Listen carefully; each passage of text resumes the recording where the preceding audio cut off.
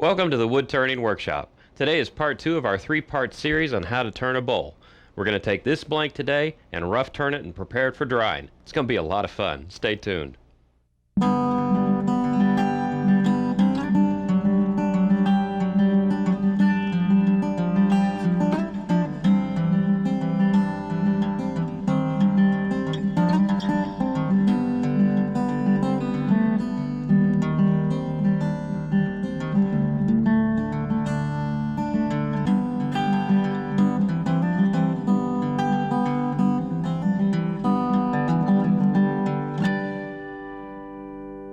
Today we're going to be using a piece of ash. This blank weighs 45 pounds, and by the time we're done, we're going to reduce it down to about a 6.5 pound blank. Now this step is very important. We are rough turning this blank. We do not want to turn this to a finished piece or it will crack. Wood distorts and shrinks and bends a lot when it's drying, so you would almost instantly get cracks on this blank if you didn't dry it carefully and then turn it later when it was dry. But let's get started on this, and the first step we want to do is to remove some of this bark so we can have a good seating point for our live center. Don't skip this step, because if you put your point into the bark, it'll probably break away during turning.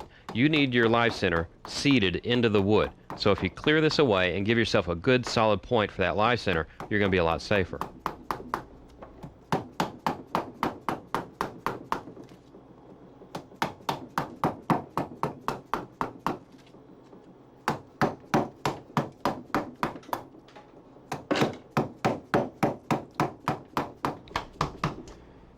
That's pretty good. Now I could go ahead and remove the rest of this bark if it was really loose, but it's on there so tight, I'm just going to turn it off in a minute on the lathe. Well, we'll turn this over. And I've already got my center marked, and I'm going to take a 2-prong drive center and drive it home. 2-prong will give you a better grip and a rough cut piece of wood. I'm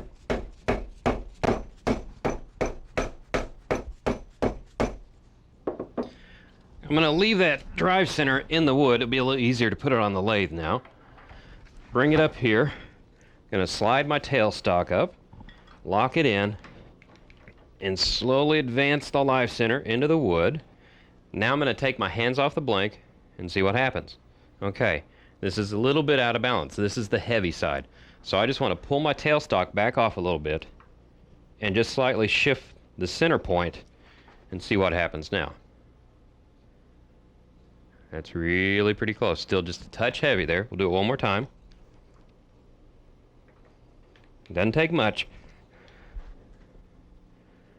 The more in balance you have this when you turn, the less vibration and wobbling you'll have on the lathe.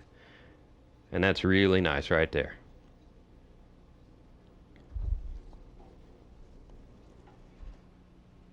Now, a common mistake for people who are turning a bowl for the first time is they'll grab their roughing gouge to do this, and that's a no-no. You don't want to use a roughing gouge. This is sitting in the tree just like this. So we're going to have end grain coming by while we're turning, and a roughing gouge is not meant to turn end grain. The tool that is meant to turn end grain is a bowl gouge. It's specifically designed to cut end grain and side grain. It's a heavy-duty tool, and when you put a fingernail grind like we have here, it removes a lot of wood very quickly. One last thing before we start turning. Imagine my fingers are the fibers in the wood, and they're sitting just like this. So I'll turn it here so you can see it. I want to come with my tool and start cutting this way. That way this fiber is pressing against this fiber as I cut, and it's supported. It makes a very clean cut. You come downhill the other way, it'll just rip out. So this is what we call a supported cut. It's a very important thing to know when you're turning. For safety, start your lathe at its slowest speed and slowly bring it up. You'll get a bit of wobble, but you can go past that and you'll find a sweet spot usually at a little bit higher speed. Now with your cuts, just nibble away at the wood to begin with. We want to take it off in small sections. We're going to take our time rounding this out.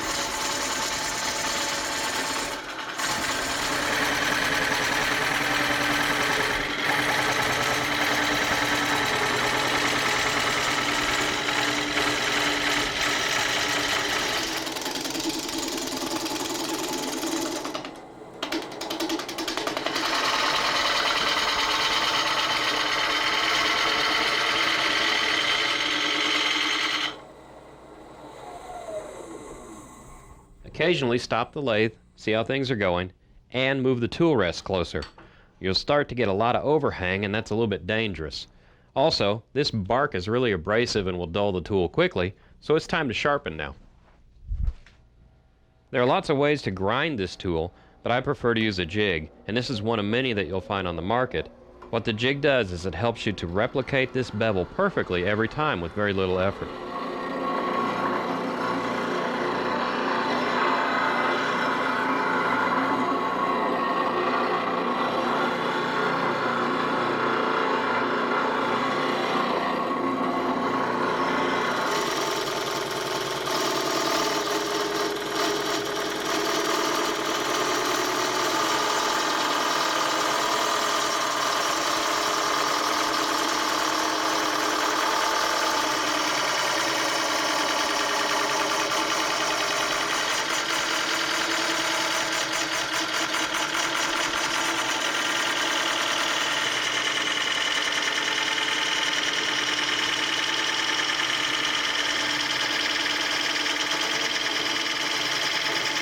Well, we've got it pretty well rounded on this side, but we want to work on the end now. So we're going to move the tool rest around to the side like this. Rotate it, make sure nothing's hitting. Now we got a little bark hit. We'll come back. Okay. Now we're just going to nibble this away.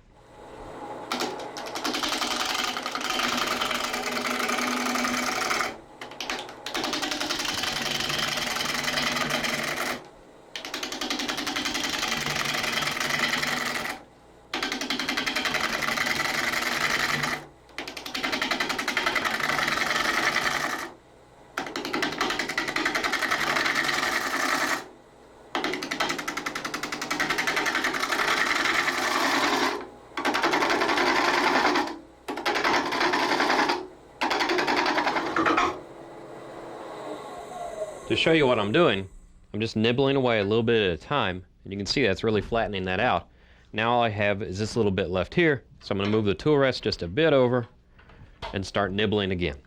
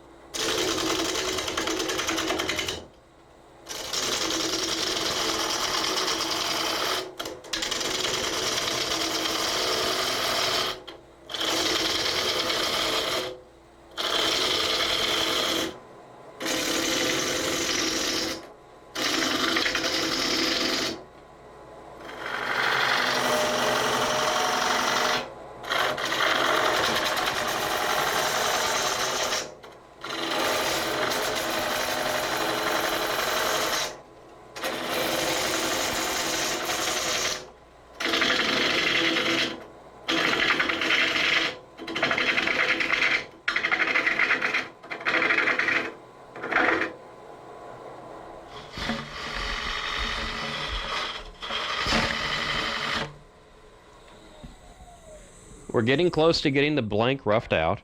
This is a good time to stop though and look at the wood and see if there are any characteristics that you want to highlight. And if you're afraid they might be turned away, you can reposition the tail center so they won't be. I like the way this looks right now, so the only thing we have left to do is to clean up this end. And one part of cleaning it up is I want to take out this pith. You can see we have a crack in it already, so I'm going to cut it down to about this far to minimize the chance that my blank will crack during drying. The first cut I'm going to make is a pull cut, and that will flatten this side so I can make the rest of my cuts.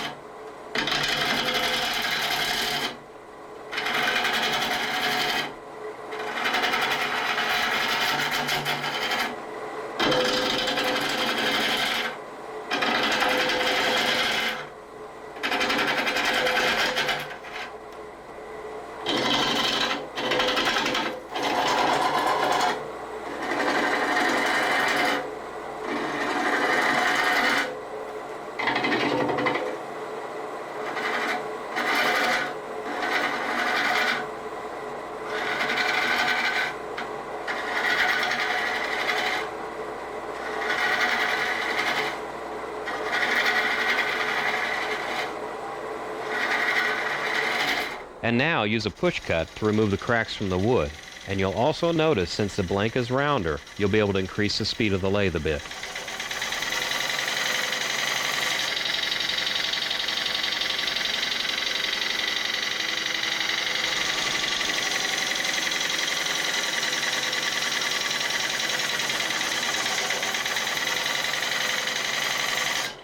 Did I mention this was fun?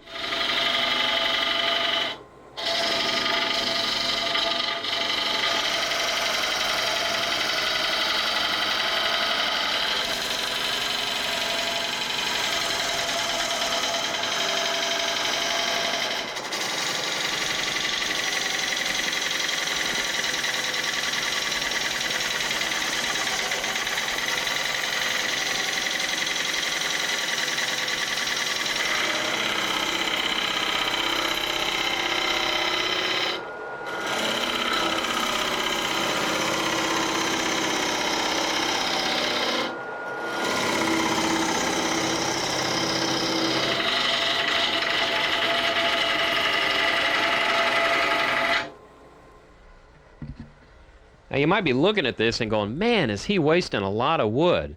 Well, I'd rather have a bowl that looked nice, had good proportion, and probably wasn't going to crack, than to try to use every bit of wood I have to make a big, huge bowl that probably would crack and might not look very good. Well, the next thing we're going to do, we're going to start cutting back this way with those supported cuts, shape the outside of the bowl the way we want it, and we're going to turn a tenon on this end for our chuck jaws so we can hold it while we hollow it out.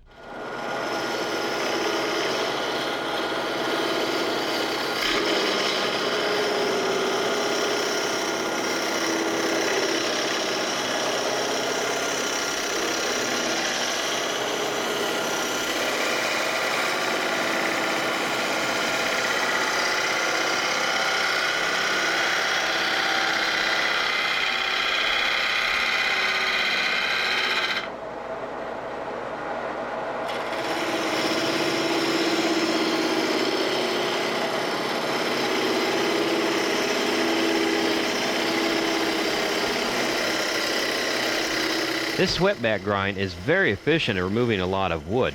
Just make sure that you don't rush the cut. Let the tool feed itself into the wood. All you need to provide is the control. Use your left hand to press the tool onto the tool rest, and use your right hand to hold the handle into your body. Aim the tool by shifting your weight and body in fluid movements.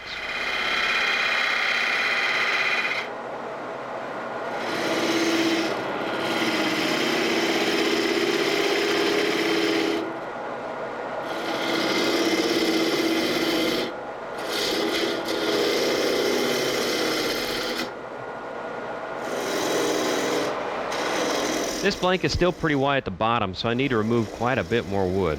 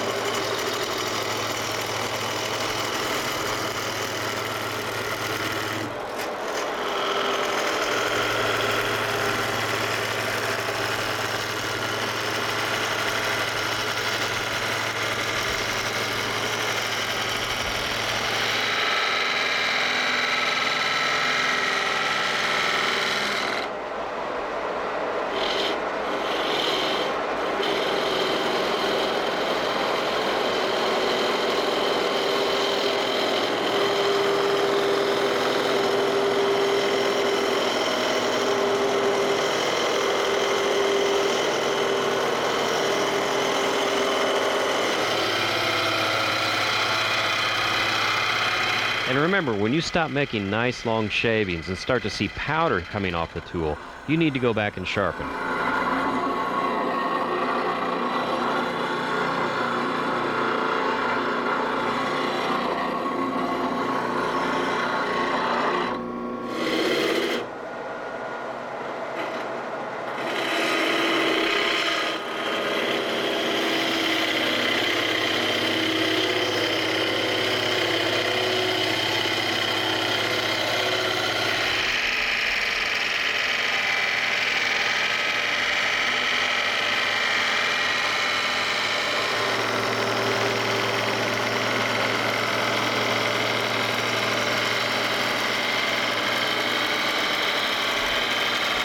Now the bowl shape is looking pretty good. It's time to turn the tenon. A push cut is great for removing the excess wood. Just be sure to leave the tenon about a ½ inch wider than normal though. When the wood dries, the tenon will distort and you'll lose some of the diameter when you return it to fit your chuck jaws.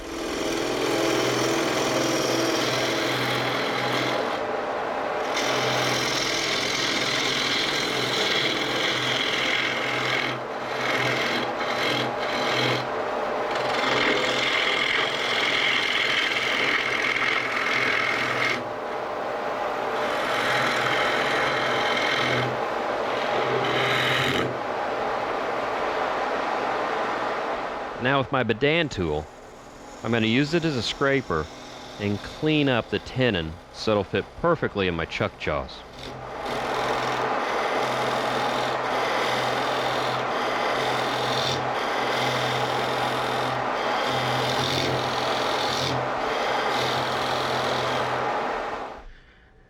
Think we're making a few shavings?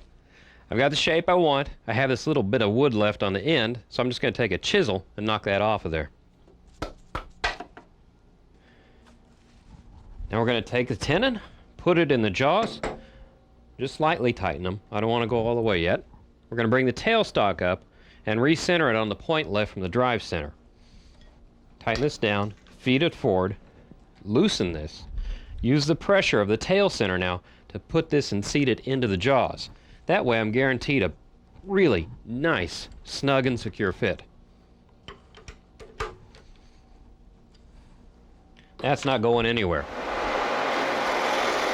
I've removed the tailstock so we can start hollowing the bowl. The first step is to remove this excess stub of wood. And I'm using the same push cut I used to shape the tenon.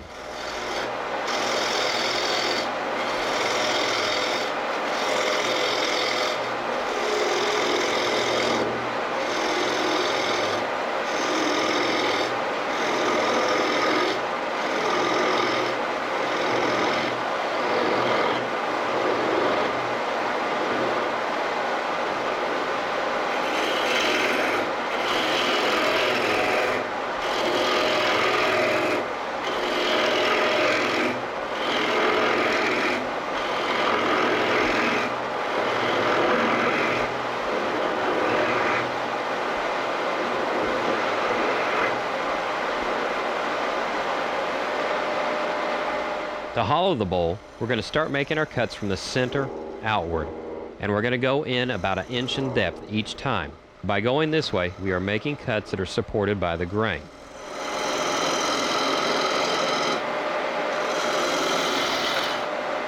And go ahead and leave ridges. Those ridges will give you a great starting point for your cuts on the next pass.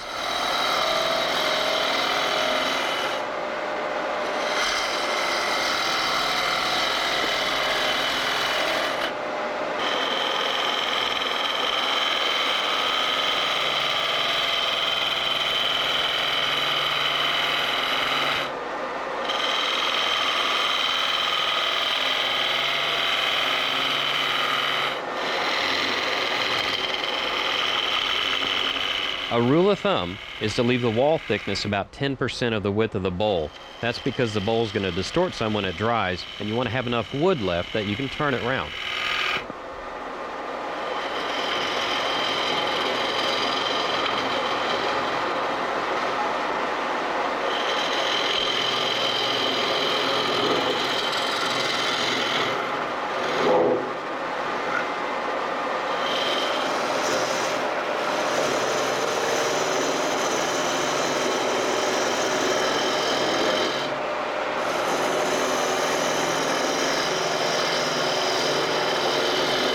Now you can see how the ridges give the bowl gouge a great starting point for the next cut.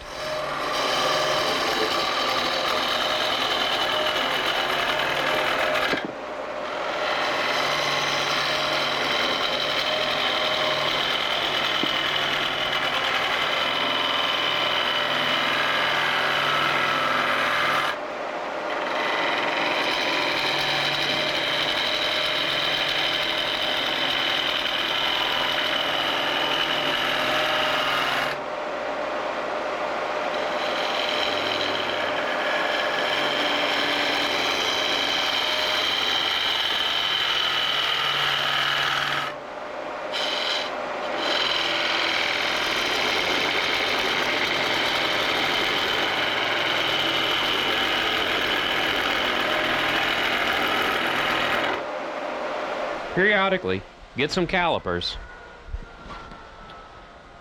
and measure the thickness of the wall. You want to make sure that you're consistent all the way through. If you're not consistent, the wall will possibly crack when it's drying. So we've got a little bit more to take out right here, and then we'll move on to another pass.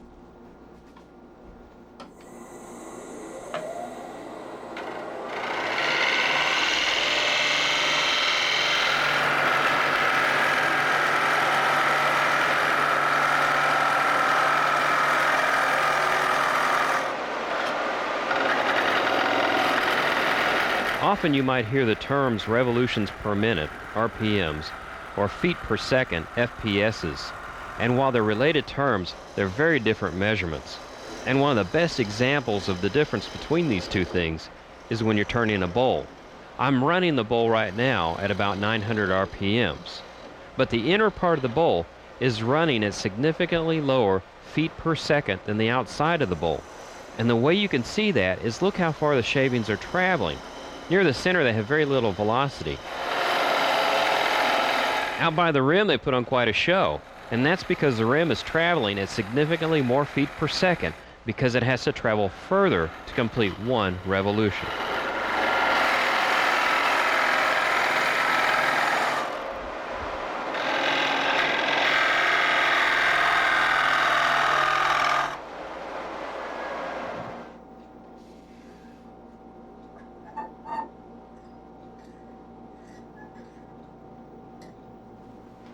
I've now switched to a curved tool rest because it's safer. I have less overhang while I'm reaching the bottom of the bowl.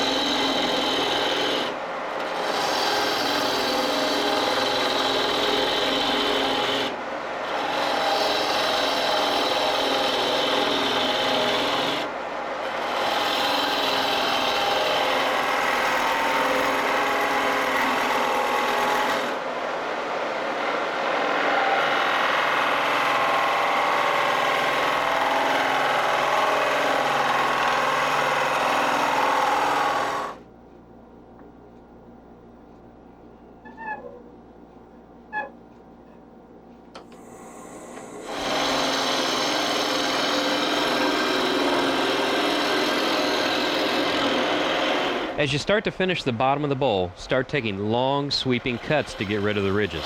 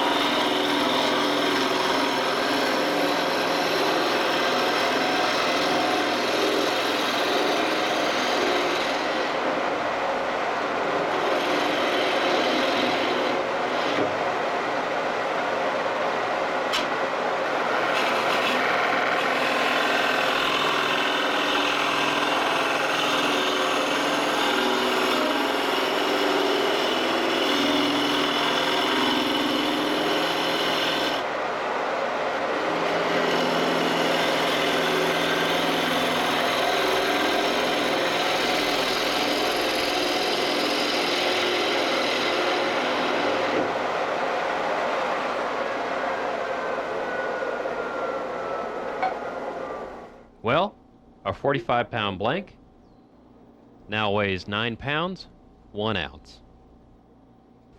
Now we have to dry the bowl. There are a lot of ways of doing it, but the method I like the most is the bag method. I've taken a paper bag and put some shavings from the turning inside, and we're going to put the bowl blank in. I'm going to seal it up and then write down the date and the time on there. And every week or so, I'm going to take the blank out and reweigh it. Once it stops losing weight, it's ready to turn. And that's exactly what we're going to do next week. We're going to take a dried blank and put it on the lathe and finish it. So until the next time on the Wood Turning Workshop, keep turning.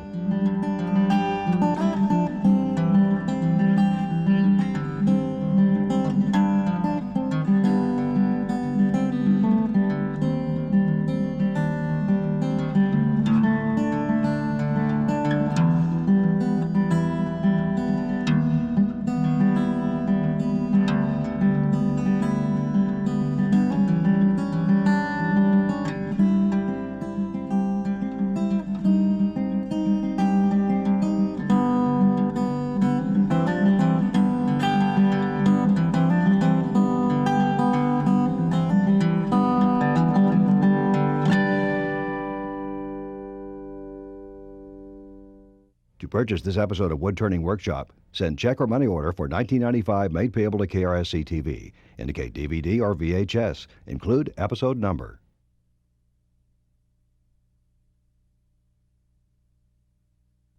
This week on the Woodturning Workshop, part 2 of 3 on how to turn a bowl. Use the pressure of the tail center now to put this and seat it into the jaws.